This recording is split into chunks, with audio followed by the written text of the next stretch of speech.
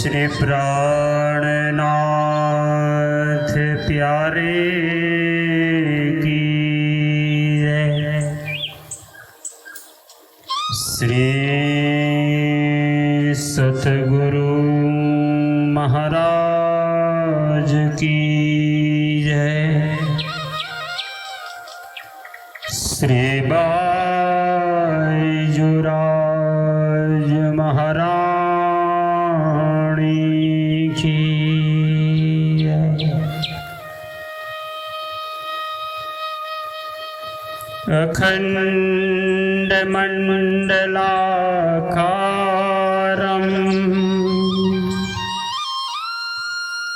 व्याप्तं येन चराचरं तत्पदं दर्शितं येन तस्मै श्री गुरुवे नमः।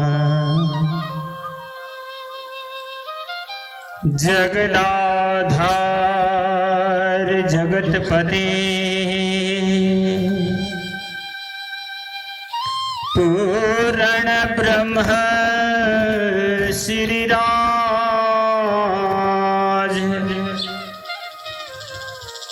बिन बूंदो कर बद्ध हो सिद्ध करो सब काज। सिद्ध करो सब काज। बोलिए श्री कृष्ण कन्हैया लाल की जय। आइए पूर्ण ब्रह्म अक्षरातीत सच्चिदानंद स्वरूप श्री राजश्यामा जी के दिव्य नूरी चरणों का ध्यान करते हुए इस जागरण के ब्रह्मांड में परम धाम का अखंड आनंद एवं आत्म जागृति का ज्ञान श्रवण करते हुए आत्मा को जगाने सदगुरु आदि महान बुद्धि के सागर श्री विजयाभिनंद बुद्ध निष्कलंक अवतार श्री इंद्रावती स्वरूपा महामती श्री प्राणनाथ जी द्वारा प्रकटित श्री तारतम सागर कोलजम स्वरूप श्री मुखवाणी जो ब्रह्म सृष्टि सुंदर सात के लिए ही संसार में अवतरित हुई है। आप धाम धनी ने ब्रह्मात्माओं को जगाते हुए नवतनपुरी धाम से प्रयाण करते हुए जब दिल्ली में पहुंचे हैं तो वहां पहचान में आई हुई आत्माओं को परम धाम और इस संसार का ज्ञान सुनाने के लिए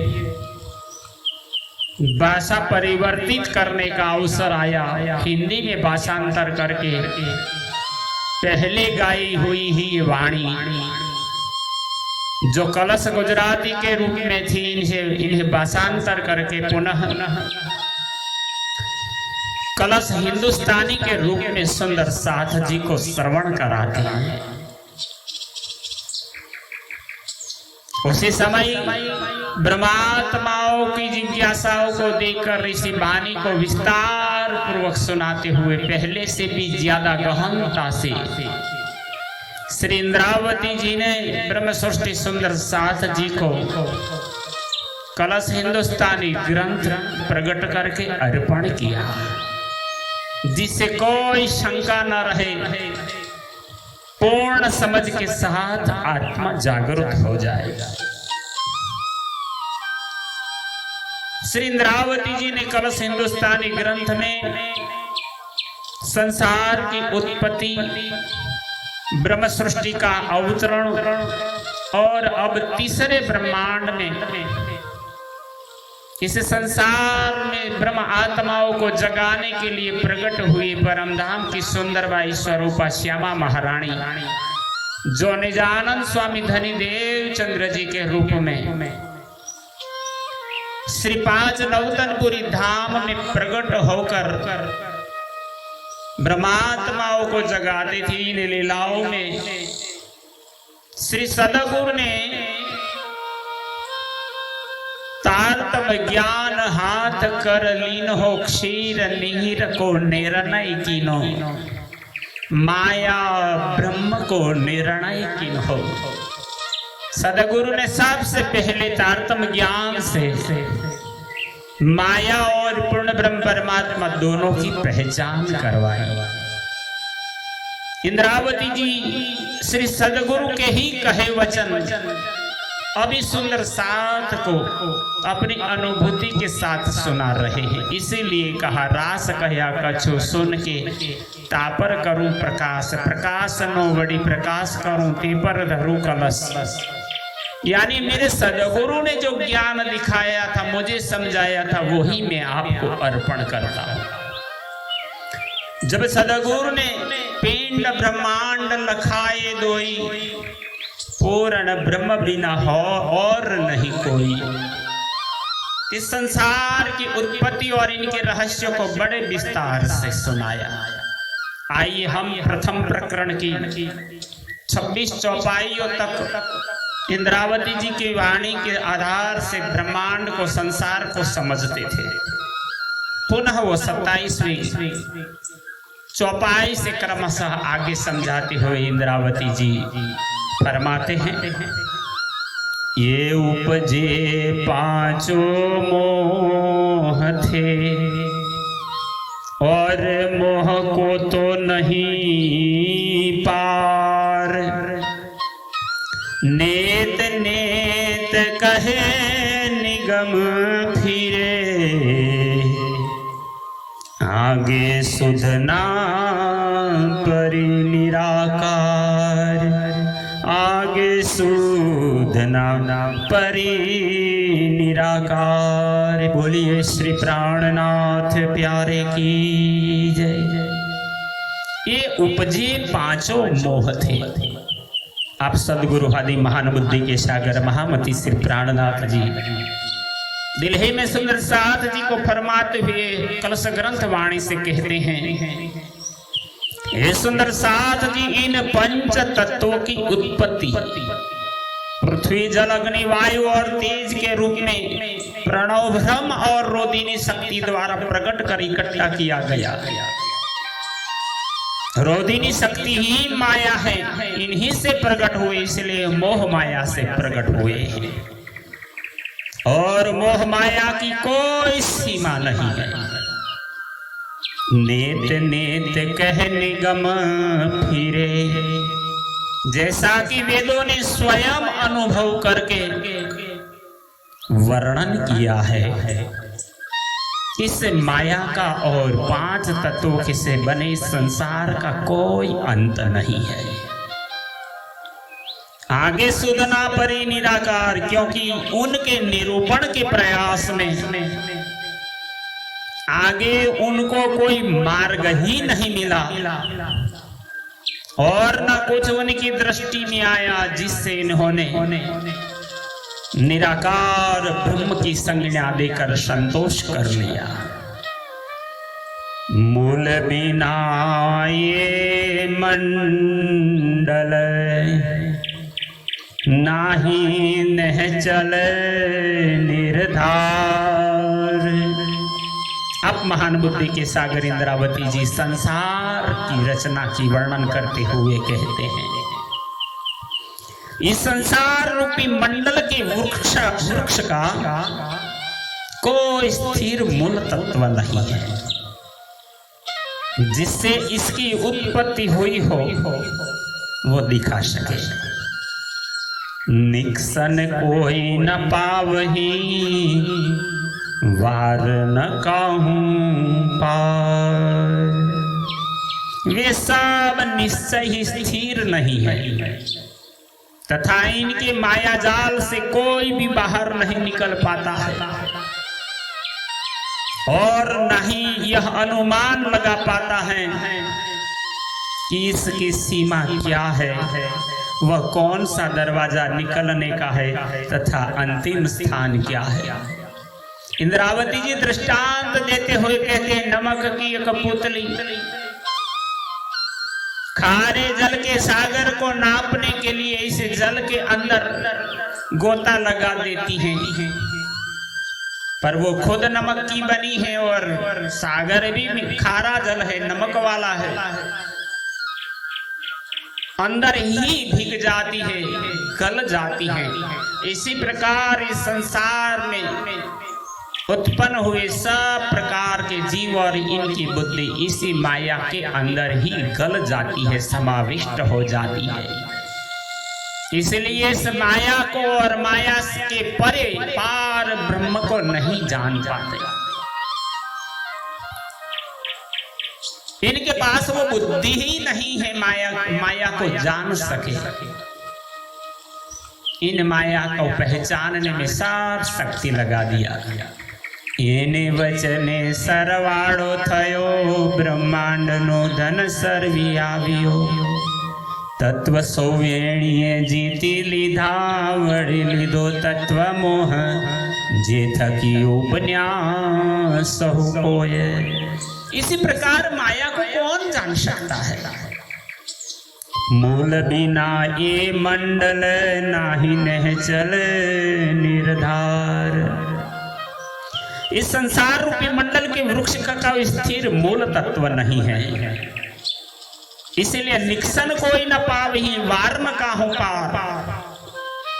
सिर्फ अनुमान लगाते हैं इसकी सीमा क्या है, वो दरवाजा कहाँ निकलना के अंतिम स्थान कहाँ है, वो कोई नहीं जान पाया। पंथ पेड़े कई चलही कई भेष दर्शन।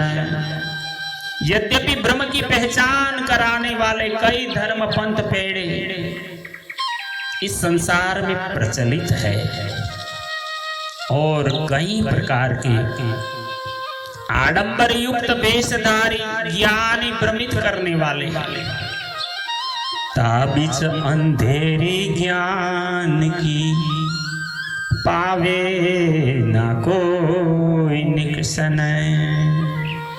जिनके ज्ञान स्वरूप मायावी अज्ञानता के अंधकार से कोई बाहर नहीं निकल पाता है।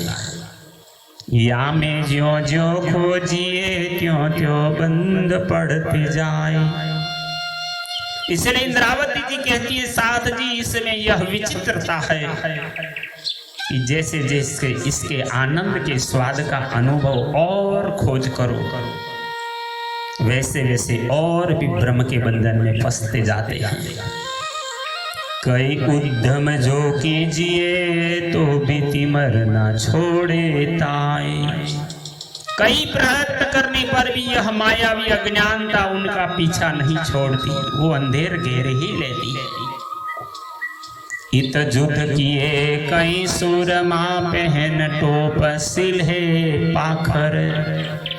इस माया को जानने, इनको जीतने के लिए इस संसार में जिस प्रकार से युद्ध करने वाले बहादुर सुरमा अपनी रक्षा के लिए लोहे का कवच लोह वस्त्र पहनते हैं और लोहे का टोप सिर पर धारण करते हैं, और बहादुरी की डींग मार कर भी परास्त होते हैं। वचन बड़े रन बोल के सो भी उलट पड़े आखिर। उसी प्रकार से यह मायावी ज्ञान के अभिमानी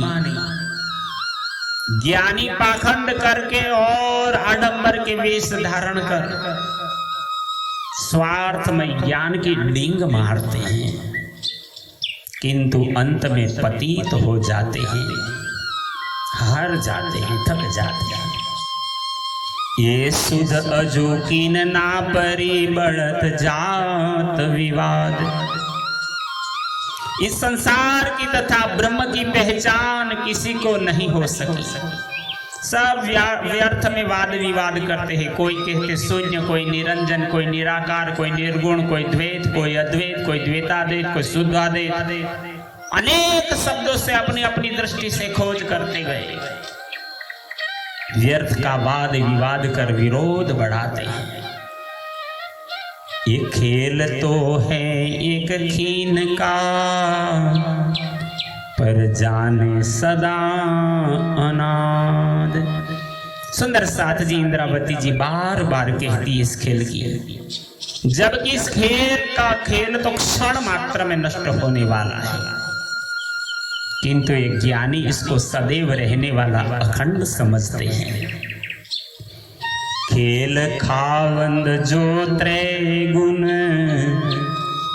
जाने याथे जासी फेर। इस सृष्टि के रचयिता, पालन करता एवं संहार करता, जो त्रिदेव त्रिगुणाधिकारी ब्रह्मा विष्णु और महेश है, इन्हें सांसारिक लोग यही समझते हैं कि इनकी उपासना से ही इस संसार से मोक्ष पाकर जन्म मरण के चक्र से बच जाएगा। ये निरखे में निके कर अजुए बिमिने अंधेर।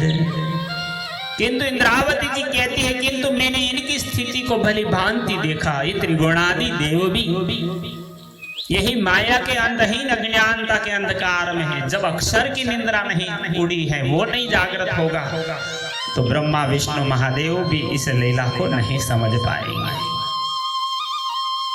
ये द्वार कोई खोल के कब होना निकष्या कोई। इस मोह संसार की सीमा निराकार के दरवाजे को पार कर कोई भी आगे निकलकर नहीं गया है। यह जो त्रिदेव या उनके उपासक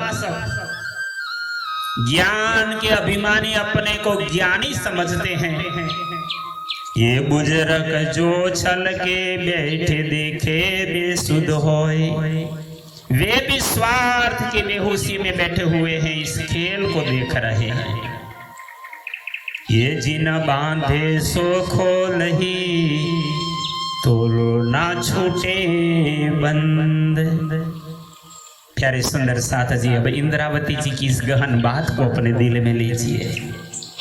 ये जिन बांधे सो खोल ही, इस संसार की रचना में जिनकी आज्ञा से माया ने बंधन बांधे हैं, वही इन बंधनों को खोल सकते हैं। या विद खेल खावंद की, तो आरो कहां सनंद। इनके बिना यह बंधन कभी भी नहीं खुल सकते, क्योंकि जब इस संसार के धनी कहलाने वाले त्रिदेवों की यह दशा है, तो फिर इनके उपासकों की दशा क्या वर्णन करूं, वो कैसे मुक्त हो पाएंगे। निज बुध आवे आज्ञाए, तोलो ना छूटे मोह। अब जब जागृति की बात आती है, तो इंद्रावती जी कहती हैं, इस संसार की मायाविक बुद्धि से कोई नहीं तर सकता। अक्षर भगवान की निज बुद्धि तो पूर्ण ब्रह्म अक्षरातीत धनी के हुक्म से ही आती है, और जब तक यह निज बुद्धि नहीं आती, जागृत बुद्धि नहीं आती, तारतम नहीं आता, तब तक इस संसार में कोई नहीं छूट सकता। इस माया के बंधन में से नहीं छूट सकते। आत्म तो अंधेर में, सो बुध बिन बल ना होय। क्यों नहीं मुक्त हो सकते, तो दिखाया, क्योंकि जब तक अज्ञानता के अंधकार में आत्मा पड़ी है, तो बिना धनी की कृपा रूपी शक्ति प्राप्त किए बलवती नहीं हो सकती। संसार में जागने के मार्ग दिखाए, धनी जगाए जागही, नहीं तो दुख बिना नहीं होए जागनी। परमात्मा की कृपा के बिना जागृत बुद्धि नहीं आती और जागृत बुद्धि के बिना आत्मस्वरूप की पहचान नहीं होती। आत्मस्वरूप की पहचान नहीं होती तो संसार क्या है वो भी कैसे जान पाऊंगा। मैं कौन हूँ, कहाँ से आया हूँ, क्यों आया हूँ, वो भी नहीं जान पाते। ये तो कही इन इंड की पिया पूछो जो प्रश्न। और इस प्रकरण की अंतिम चौपाई 37वीं चौपाई में ब्रह्म सृष्टि सुंदर सास जी को इंद्रावती जी बड़े भाव से समझाते हुए कहते हैं, ये तो कही इन इंड की। इंद्रावती जी कहते हैं, हे सदगुरु धनी, आपने जो मुझसे प्रश्न करके इस मायावी संसार की स्थिति को पूछा, सो मैंने इसके संक्षिप्त वर्णन किया। देवचंद्र जी से पूछा गया था कि आप बताओ संसार क्या है, जानते हो? बस देवचंद्र जी ने अपनी बुद्धि के अनुसार सुनाया। अब तो तारतम ज्ञान की जागृत बुद्धि आई है, सो तो अब जाहिर भय। अब इंद्रावती जी को इस विस्तार से सुनाते हुए सदगुरु कहते हैं, कहूँ और अजू बहुत हैं, वे भी सुनो वचन। अब इंद्रावती जी कहते, बहुत बातें हैं संसार के लिए, मेरे सदगुरु ने और भी कहा, किंतु अभी और भी बहुत बाकी है, उसको भी कुछ शब्दों में सुन लीजिए। और आगे के प्रकरण में इंद्रावती जी संसार के अंदर ब्रह्म तत्व की खोज के ऊपर अपने विचार प्रस्तुत करेंगे। यही ये प्रकरण एक पूर्ण होता है। प्राणाधार सुंदर साथ जी श्री कलश हिंदुस्तानी ग्रंथ के प्रथम प्रकरण की 37 चौपाइयों को पूर्ण कर आपके चरणों में समर्पित करते हुए श्री कृष्ण प्रणामी मंदिर पिपलाता, तहसील नडियाद, जिलो खेड़ा, गुजरात से आचार्य श्री जगदीश चंद्र भट्ट, वाणी विशारद, पद्मावतीपुरी धाम पन्ना से और इस महान कार्य से सेवा में जुड़े हुए हमारे धर्मज्ञ सुंदर साथ अंकुर कुमार पडियार, जो राघोपुरा चकलासी, तहसील नडिया, जिलो खेड़ा, गुजरात से हैं, हम दोनों का सादर प्रेम प्रणाम आप सभी सुंदर साथ जी के चरणों में हमें वाणी अर्पण करते हुए अपने लक्ष्य तक आपको पहुंचाने के लिए हम कहीं सेवा के रूप में जुड़े हैं। कृपया महारानी जी नामक इस YouTube की चैनल को शेयर कीजिए, लाइक कीजिए और सब्सक्राइब करके जागो और जगाओ इस कार्य को सिद्ध करने में संकल्पबद्ध होकर आगे चले। ध्यान से इस वाणी को श्रवण कर आत्मा का आनंद प्राप्त करें। बोलिए श्री प्राणनाथ प्यारे की जय। प्रणाम।